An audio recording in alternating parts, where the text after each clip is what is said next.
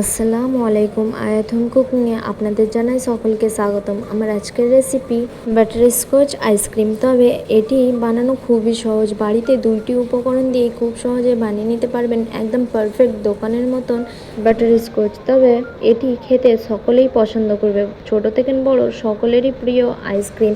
তবে এই গরমে সবসময় বাইরে যাওয়াটা খুবই অসম্ভব, তাই বাড়িতেই বানিয়ে ফেলুন মাত্র 5 মিনিটে 2টি উপকরণ দিয়ে দোকানের মতো বাটারস্কচ। তবে রেসিপিটি শুরু করা যাক, বেশি দেরি না করে রেসিপিটি শুরু করছি। এখানে আমি প্রথমে একটি ফ্রাই প্যান বসিয়ে নিয়েছি। ফ্রাই প্যানের মধ্যে দিয়ে দিচ্ছি 1/2 কাপ পরিমাণ চিনি। এখানে চিনিটা এবার কোনো রকম নাড়াচাড়া করা যাবে না, যখন সাইড থেকে মেল্ট হতে শুরু করবে তখনই এটি নাড়াচাড়া করব।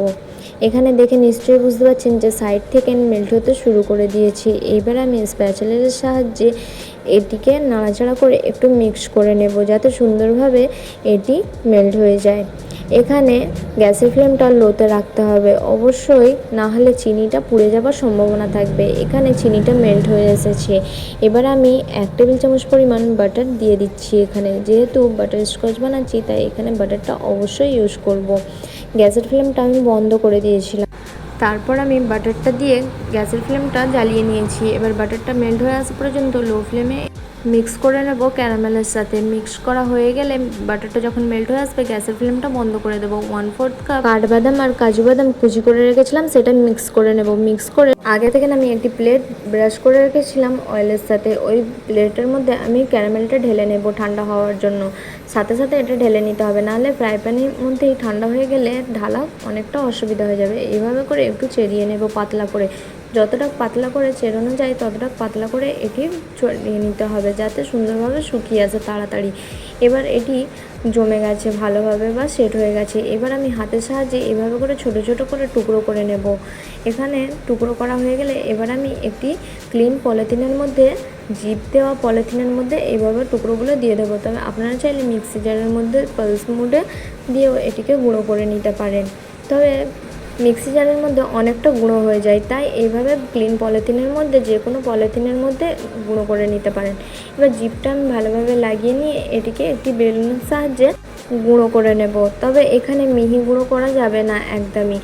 বাটারস্কচের যে ছোটো ছোটো চাংসগুলো থাকে সেটি মুখের মধ্যে পড়লে তবেই ভালো লাগে খেতে, তাই এখানে একদম ছোট ছোট করে গুঁড়ো করা যাবে না, একটু বড় বড় থাকলেই বেশি ভালো লাগে খেতে। তাই এখানে আমি একটু বড় বড় করে এটিকে কুচি করে নেব বা গুঁড়ো করে নেব। এখানে আমার গুঁড়ো করা হয়ে গেছে। এবার আমি মিক্সি বাউলের মধ্যে নিয়ে নিচ্ছি 1 কাপ পরিমাণ হুইপিং ক্রিম। এখানে যে কোনো হুইপিং ক্রিম আপনি ইউজ করে নিতে পারেন। এখানে 1 কাপ হুইপিং ক্রিমটাকে নিয়ে আমি ভালো করে হ্যান্ড উইস্কের সাহায্যে বিট করে নেব। তবে আপনারা চাইলে এখানে ইলেকট্রিক বিটার দিয়েও বিট করে নিতে পারেন। তবে এখানে বেশি বিট করার প্রয়োজন নাই। কেকে যেমন হার্ড ক্রিম চাই, এখানে হার্ড ক্রিমটা দরকার নাই।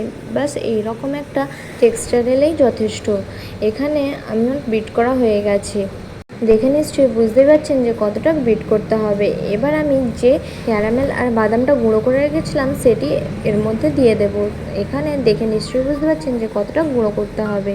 এবার এটি আমি সম্পূর্ণ দিয়ে দিচ্ছি।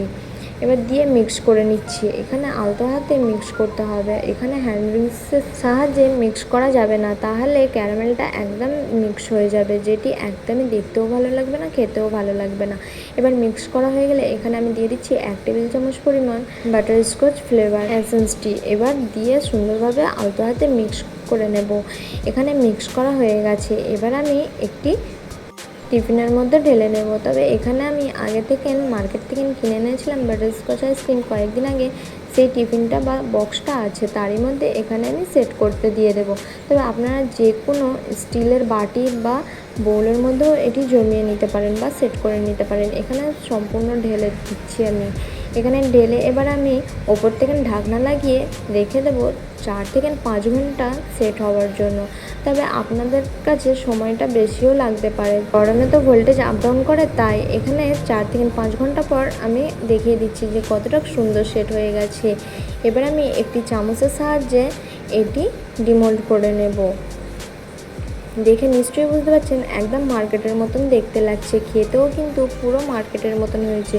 অবশ্যই বাড়িতে একটিবার হলেও ট্রাই করে দেখতে পারেন। রেসিপিটি কেমন লাগলো অবশ্যই জানাতে ভুলবেন না। রেসিপিটি ভালো লাগলে লাইক কমেন্ট শেয়ার করে যাবেন।